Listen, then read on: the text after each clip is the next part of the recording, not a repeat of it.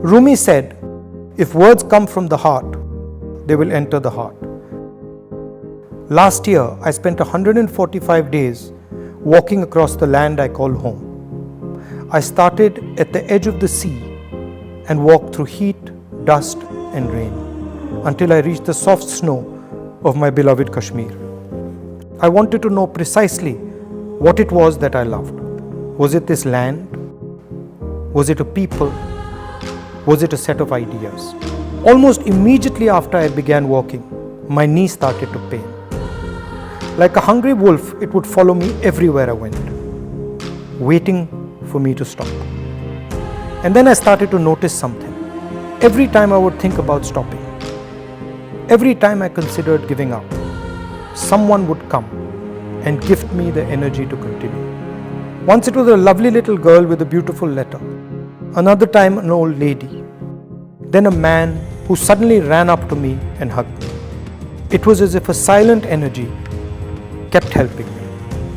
There was always a din in the space where we walked, with loud slogans, clicking cameras, and people pushing and shoving. Then one day, I felt a silence I had never felt before. I could hear nothing but the voice of the person holding my hand and talking to me. He was a farmer and he spoke about his crop. He was crying as he showed me the strands of rotten cotton. There was nothing I could say, so I stopped walking and hugged him. It happened with children, with mothers, with students. It happened with shopkeepers, carpenters, and laborers. It happened with soldiers. Now, I would almost never hear myself or the crowd. My attention would not move from the person who spoke into my ear. The object of my love had suddenly revealed herself. My beloved Bharat Mata was not a land. It wasn't a set of ideas.